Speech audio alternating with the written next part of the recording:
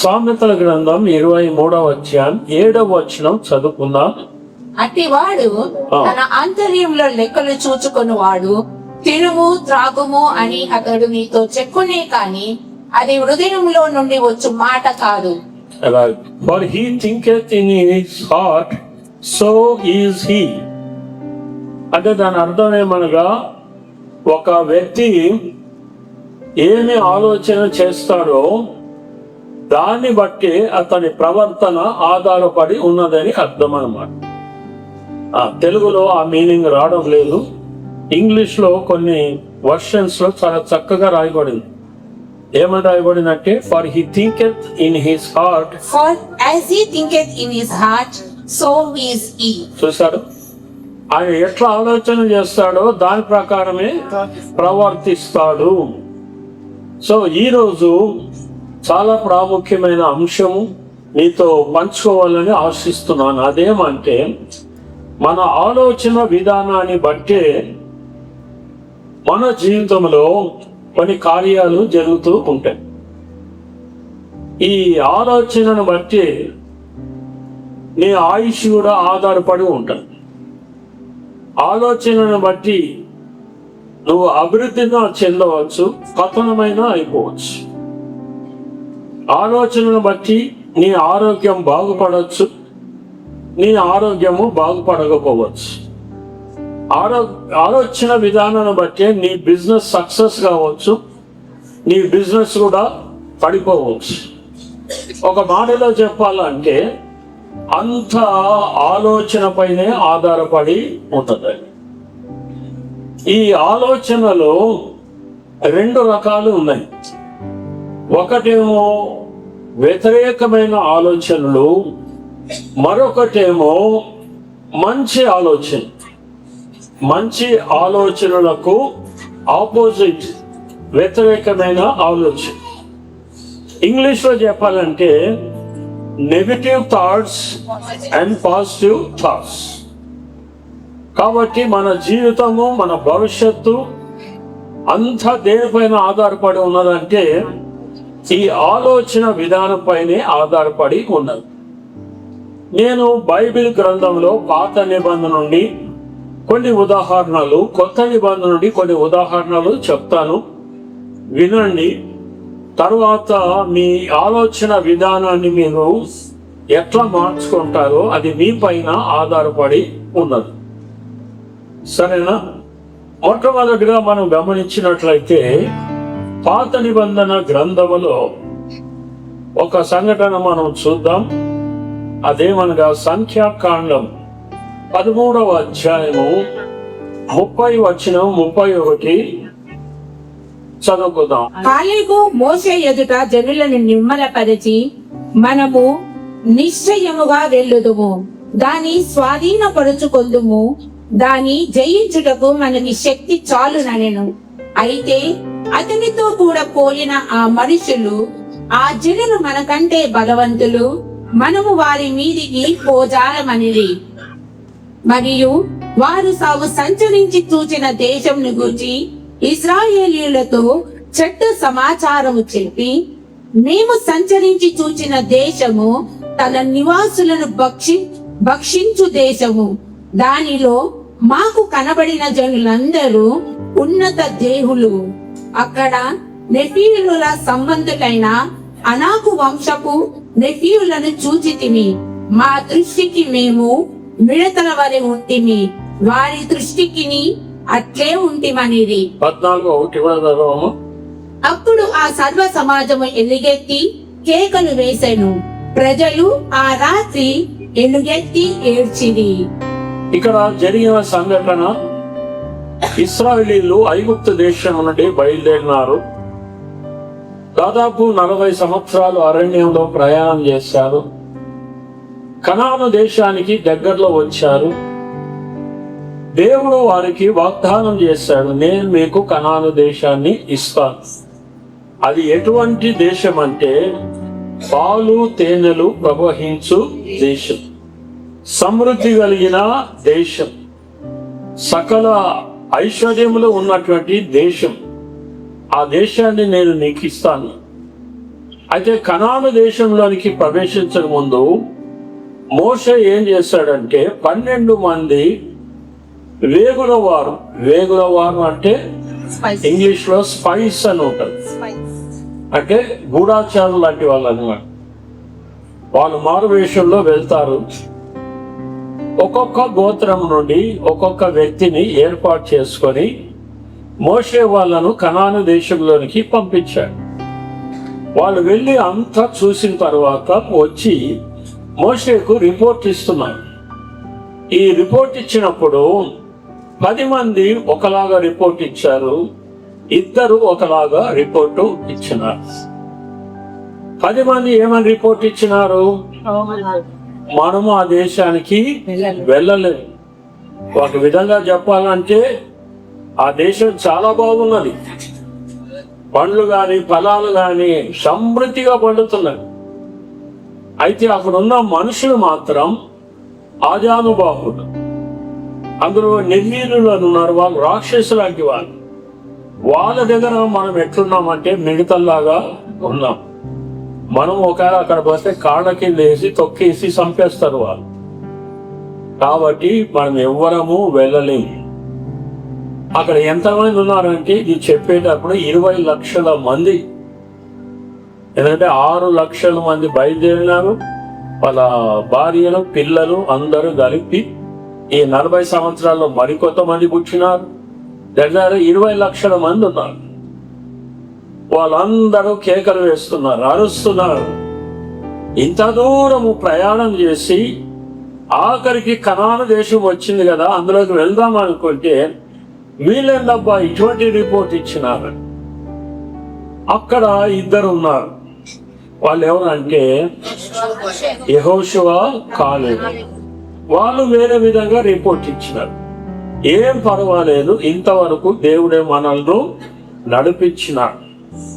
వాళ్ళు రాక్షసులు లాంటి వాళ్ళు కావచ్చు, ఆజానుబాహులు కావచ్చు, మనకైనా బలమైన వారు కావచ్చు, కానీ మనతో ఎవరున్నారు అంటే మన దేవుడు. కేసీఆర్ సాక్ష్యం చెప్తున్నప్పుడు నాకు అదే అనిపించింది. వాళ్ళ అక్క అలాంటి కళలు వచ్చినాయి, ఆశలు పడిపోయినట్లు, ఇవన్నీ కూడా. సో ఏమీ భయపడవలసిన అవసరం లేదు. ఎందుకు? నీలో ఉన్నవాడు లోకంలో ఉన్నవాడి కంటే గొప్పవాడు. అటువంటిప్పుడు ఎందుకు భయపడాలి? ఏ కళలు వచ్చినా భయపడవలసిన అవసరం లేదు. ఒకటి యేసు ప్రభు మీలో ఉన్నాడా లేదా అది గమనించాలి. ఇక్కడ వీళ్ళిద్దరు ఎంత చక్కని చెప్తున్నారంటే డెఫినెట్ గా మనం వాళ్ళను జయిస్తాం. మనతో ఉన్నవాడు సామాన్యమైన వాడు కాదు. పౌలు అంటాడు, నన్ను బలపరచు అని నేను సమస్తము చేయగలుగుతాను. కానీ వీళ్ళ మాట ఎవరైనా విన్నారా?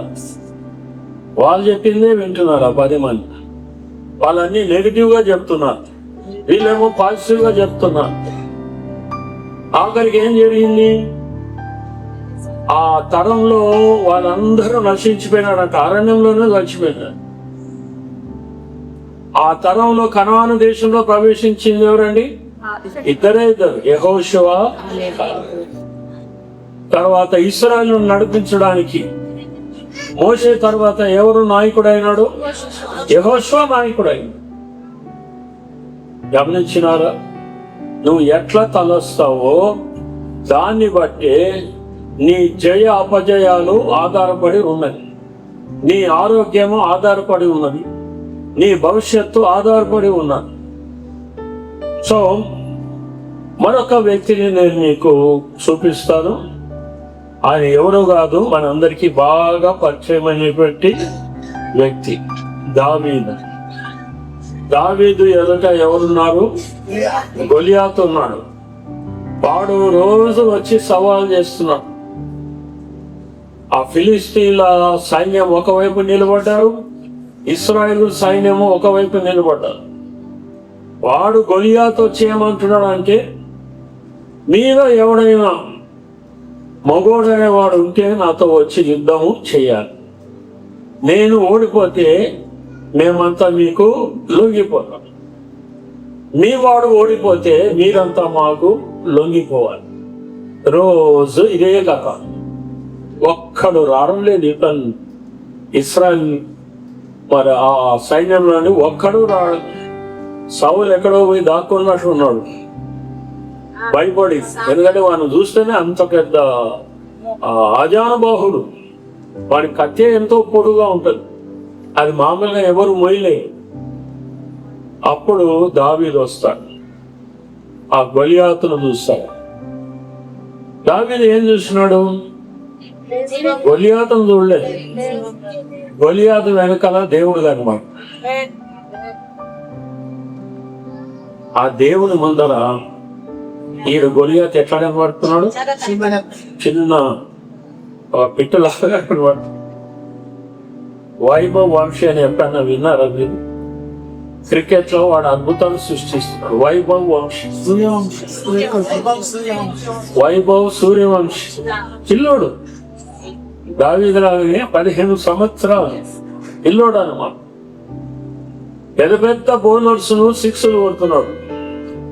అందరికీ అన్ని రికార్డులు బ్రేక్ చేసి.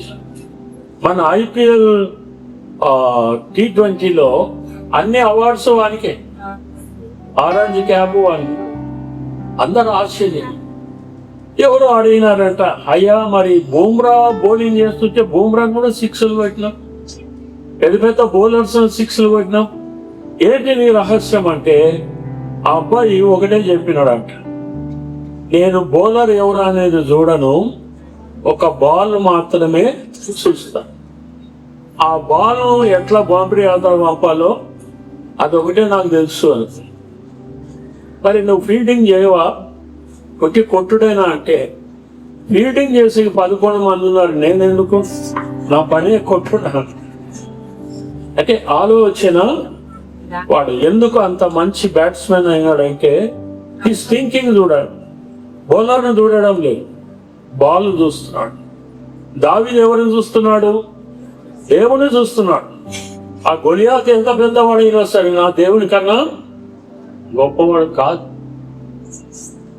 ఒక్క రాయి తీసుకొని కొడితే వాడు బిట్టలాగా పడిపోయినాడు కదా. ఇశ్రాయేలు జయించినారు. ఆలోచన విధానం. మనం ఎట్లా ఆలోచన చేస్తాం? దేవుని గురించి అవగాహన చాలా మందికి తెలియదు. మన దగ్గరకు ఒక స్పీకర్ వచ్చినాడు, సంతోష్ గారని. ఆ రోజంతా ఆయన అదే చెప్పినాడు. దేవుని గురించి చాలా మంది క్రైస్తవులకు ఆయన గొప్పతనం గాని, ఆయన యొక్క మంచితనం గాని, ఆయన ప్రేమ గురించి చాలా మందికి తెలియనే తెలియదు. సో ఇంకొక వ్యక్తిని నేను మీకు చూపిస్తాను. యోబు గ్రంథం 3వ అధ్యాయం దయచేసి చూడండి.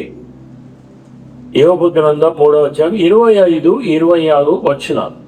ఏది వచ్చునని నేను బహుగా భయపడితినో అది నాకు సంభవించుచున్నది. నాకు ప్రీతి పుట్టించినదే నా మీదికి వచ్చుచున్నదే. నాకు నెమ్మది లేదు, సుఖము లేదు, విశ్రాంతి లేదు, శ్రమయే సంభవించుచున్నది. దేవునికి స్తోత్రం. అందరు వింటున్నారు అండి? నాకు నెమ్మది లేదు, ఏమ్మా సుఖము లేదు, విశ్రాంతి లేదు, శ్రమ. గొప్ప భక్తుడు యోబు లాంటి భక్తుడు ఇంకొకరు లేరు అని కూడా బైబిల్లోనే రాయబడి. ఇంత గొప్ప భక్తుడు, గొప్ప దైవజనుడు ఇక్కడ భయపడుతున్నాడు.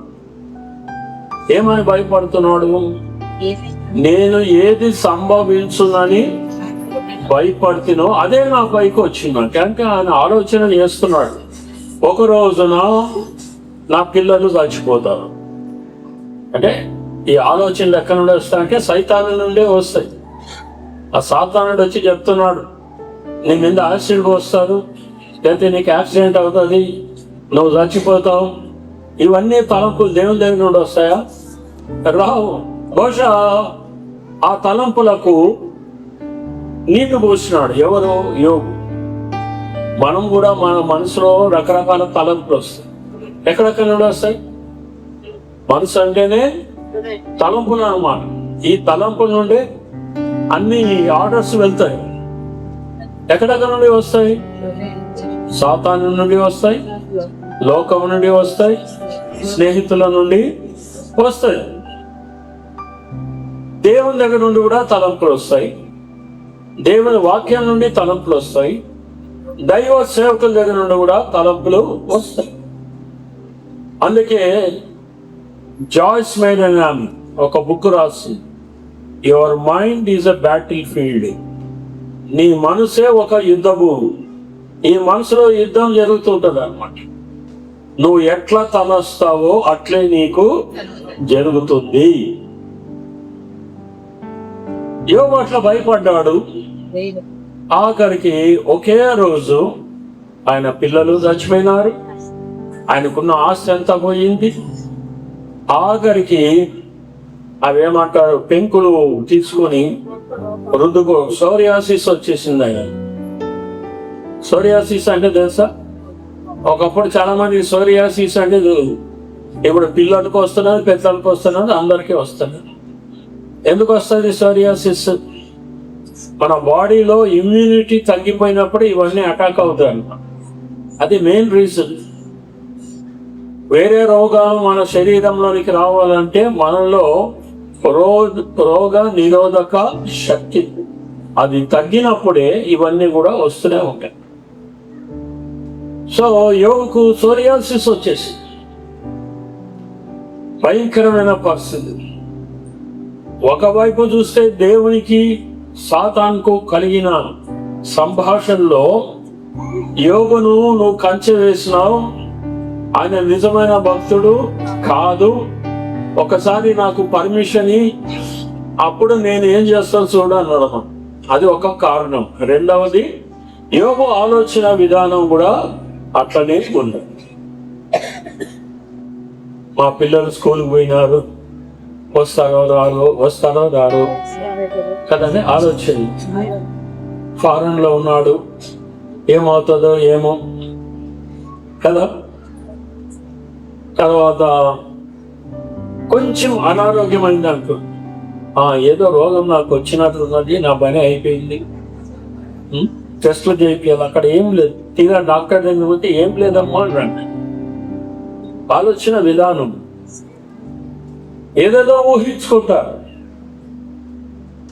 నా దేవుడు నాకున్నాడు, నాకేం కాదు అనుకోనరా? చాలా మంది అనుకోరా. యోగు సంఘకు అట్లా ఉన్నది. తర్వాత సాతాను దగ్గర నుండి కొన్ని తలంపులు వస్తాయి. దాన్ని సూసైడల్ థాట్స్ అంటారు. సూసైడల్ థాట్స్ అంటే చచ్చిపో అనుకుంటాడు సాతాను. యేసుబాబు దగ్గరికి వచ్చి, నీకు పైన కిందకి దుంకు, నీకేం కాదు, దేవదూతలు నిన్ను పంపిపెట్టాడు. అట్లా పాలు యామించు అని ఒక దైవ సేవకుడు ఉన్నాడంట. ఆయన పెద్ద సంఘం కడతానని దేవుడు చెప్పినాడు. ఆయన మందిరం కడుతున్న సమయంలో ఆగిపోయింది, డబ్బులు లేవు. ఆయన చాలా విచారం. ఇప్పుడు యోగుకి ఎట్లంటే నెమ్మది లేదు, శాంతి లేదు, సమాధానం లేదు. ఆయన కూడా అట్లా అయిపోయింది. అదే టైంలో చూడండి సాతానుడు ఎట్లా అటాక్ చేస్తాడు. పాలు యాంగిచ్చో దగ్గరికి వచ్చి, అయిపోయింది నాయన నీ పని, నువ్వు అనవసరంగా లేనిపేపే ఎంత చర్చ్ కట్టానని చెప్పినావు. సో ఇప్పుడు నీకు ఒకటే మార్గం మిగిలి ఉన్నది, ఆ పైకి పోయి కింద దుంకు, చచ్చిపోతావు, నేను అందరూ మర్చిపోతారని. అక్కడి వరకు ఎక్కినవాడు అంటాడు, నేను చచ్చిపోదామని. అప్పుడు జ్ఞాపకం వచ్చింది, అరే ఇదే మాట యేసు ప్రభుతో సాతానుడు అన్నాడు కదా, నన్ను కూడా వాడు దొంగమంటున్నాడు అని మనసు మార్చుకొని, తర్వాత దేవుని కృపను బట్టి ప్రపంచంలో అన్ని సంఘాల కన్నా పెద్ద సంఘాన్ని కట్టగలిగినాడు. దేవుని స్తోత్రం, హల్లెలూయా. కాబట్టి ప్రియులారా, సాతాను దగ్గర నుండి నెగిటివ్ థాట్స్ వస్తాయి. మీ అమ్మ రోగంతో చచ్చిపోయింది, మీ నాయన రోగంతో చచ్చిపోయినాడు, మీ తల్లిదండ్రులు ఇద్దరు దరిద్రతలోనే చచ్చిపోయినారు, పేదరికంలోనే చచ్చిపోయినాడు. నువ్వు కూడా పేదరికంలోనే చచ్చిపోతావు. ఈ పేదరికం నుండి నువ్వు బయటికి రాలేవు. బైబిల్ ఏమని చెప్తున్నది? మనము ధనవంతులు కావాలని ఆయన ధనవంతుడైన మన కొరకు ఆయన దరిద్రుడు. కానీ ఇంకా ఎందుకు దరిద్రతలో ఉన్నాం? ఇంకా ఎందుకు అప్పుల పాలైనాం? అంత ఈ ఆలోచన విధానం చూస్తున్నారా? సో ఆ విధంగా యోబు జీవితము. కొంతమంది చచ్చిపోవాలనే థాట్స్ వచ్చినప్పుడు ఎక్కడ చచ్చిపోవాలి? ఇప్పుడు అప్పుల పాలైతే తల ఎత్తుకొని తిరగలేను, అప్పులోనికి ఏం జవాబు చెప్పలేను, ఏం చేయాలి నేను? ఇక వేరే మార్గం నాకు లేదు.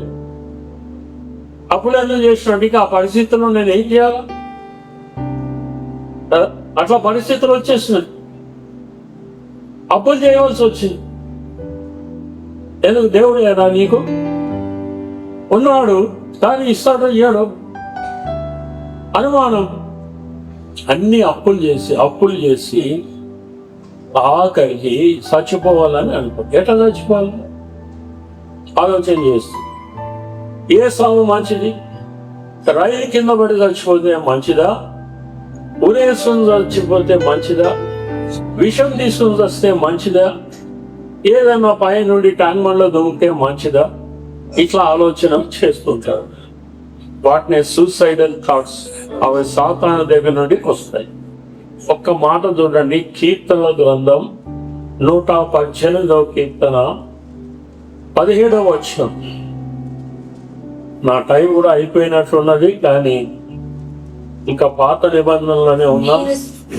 నేను చావను, సజీవుడనై యెహోవా క్రియలు వివరించెదను. దేవుని స్తోత్రం, హల్లెలూయా. ఇక్కడ భక్తుడు ఏమంటున్నాడు? నేను చావను,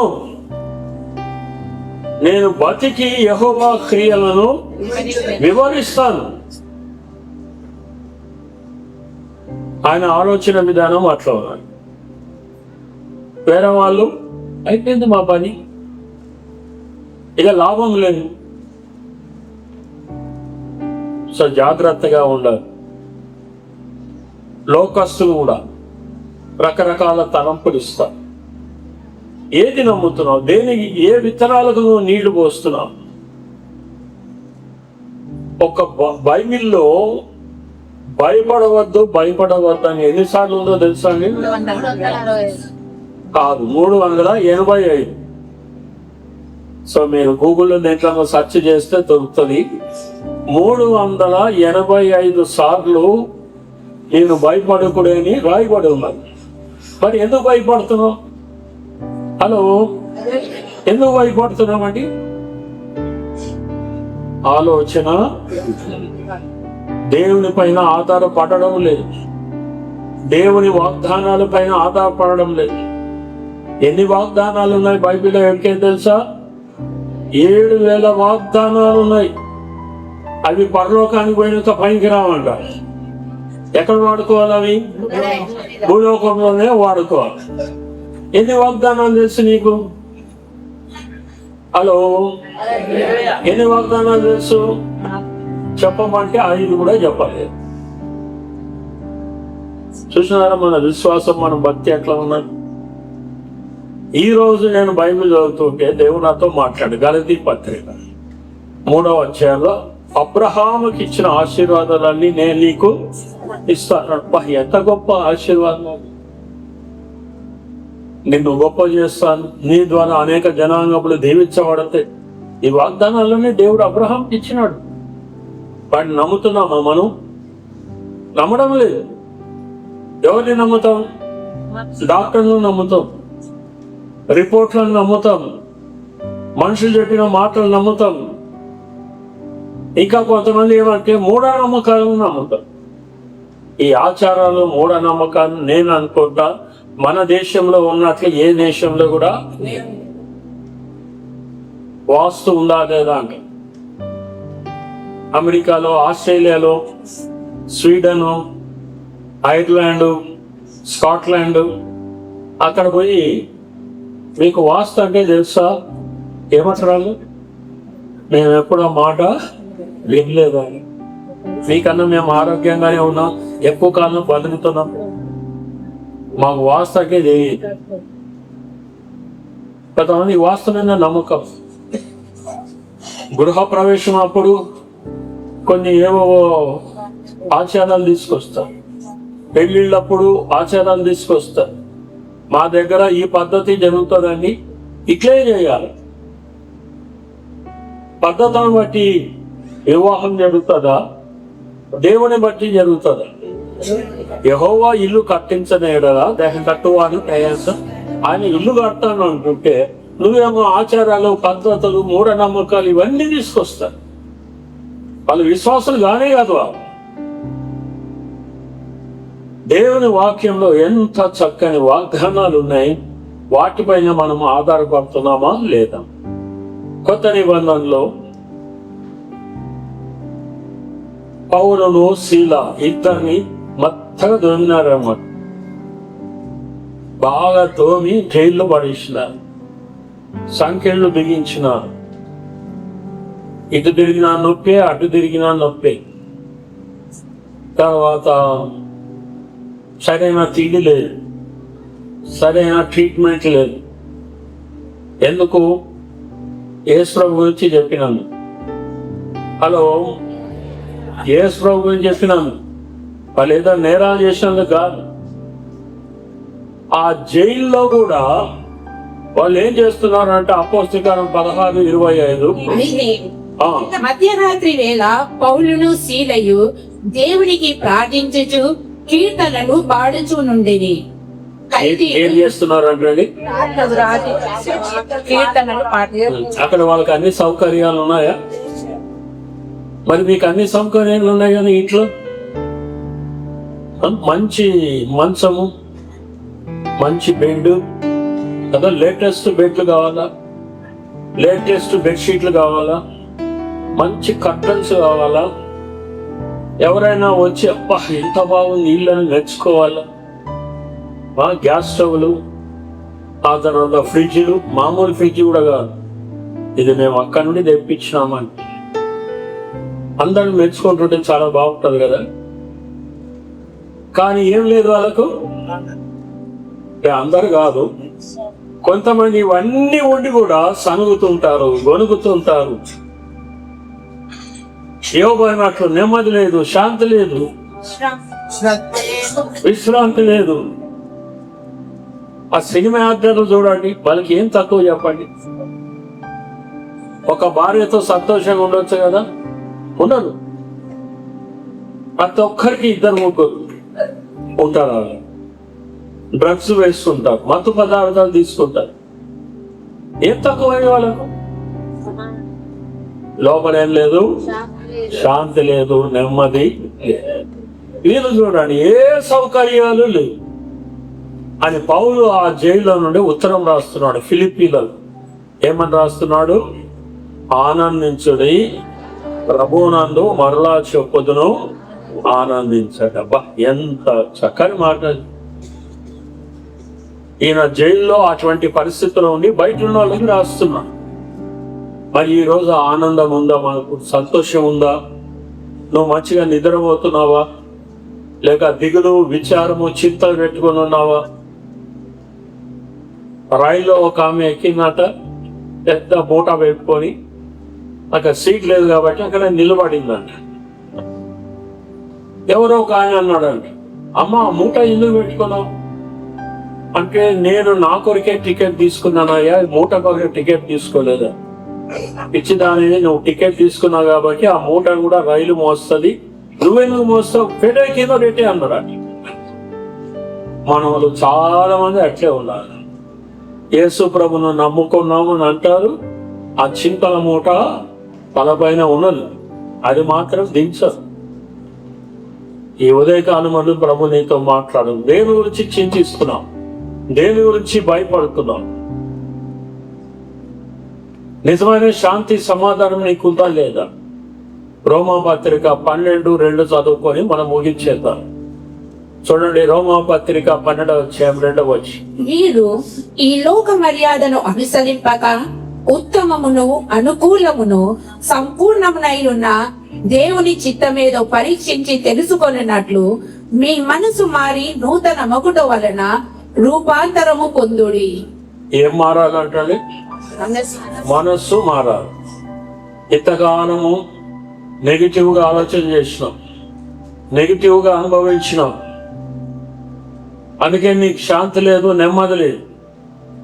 అందరూ నాతో పాటు ఇంగ్లీష్లో చాలా చక్కగా ఉన్నది, తర్వాత తెలుగులో దాన్ని మనం తర్జుమా చేద్దాం. ఇంగ్లీష్లో ఎట్లా ఉన్నదంటే రైట్ థింకింగ్, చెప్పండి అందరూ, right behaviour, right feelings, wrong thinking, wrong behaviour, wrong feelings. మనం మంచిగా తలస్తే మంచిగా ప్రవర్తిస్తాం, మంచిగా అనుభవిస్తాం. చెడుగా తలస్తే చెడుగా ప్రవర్తిస్తాము, చెడుగా అనుభవిస్తాం. అర్థమైందండి? అంతా దేని బట్టి ఆధారపడి ఉందంటే ఈ మనస్సును బట్టి ఆధారపడి ఉన్నది. ఈ మనస్సు మారి రూపాంతరము చెందాలండి. అంటే ఇప్పటి నుండి కెజియా సాక్ష్యం చెప్పినట్లుగా దేవుని పైన ఆధారపడి దేవుని వాగ్దానాలను స్వతంత్రించుకుంటూ ఏమి జరిగినా నా మేలు కొరకే జరుగుతుందనే విశ్వాసముతో మన జీవిత యాత్ర మనం చేయగలిగినట్లయితే మనము ధన్యులం అన్నమాట. యాత్ర చేయు మార్గములు వారికి అతి ప్రియము. బిలిగ్రామ్ గారు ఒకసారి అంటాడు, రక్షణ పొంది దేవుని పైన ఆధారపడి జీవించే వాళ్లకు సంవత్సరాలు దినాలుగా గడిచిపోతున్నాయి. రక్షణ మారు మనసు లేదు, అన్నీ ఉన్నాయి, కానీ వాళ్లకు దినాలు సంవత్సరాలుగా కనబడవు. అర్థమైందండి? సో ఇప్పటికైనా సంపూర్ణంగా దేవుని పైన ఆధారం.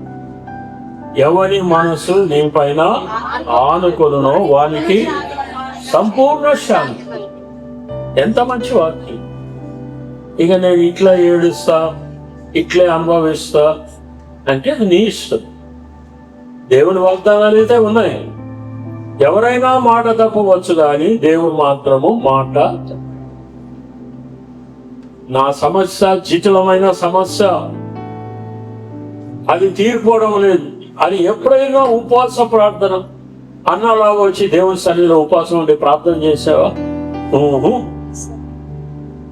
ఎప్పుడైనా శుక్రవారం సంఘ ప్రార్థనకు వచ్చి సాతానుతో నేను పోరాడుతా అని అనుకొచ్చినావా? డాక్టర్ దగ్గర పరిగెత్తాం, అక్కడ పరిగెత్తాం, ఇక్కడ. అందుకే లోక మర్యాదను అనుసరించక దేవుని వాక్యంపై ఆధారపడితే నీకు సంపూర్ణమైన శాంతి ఉంటుంది.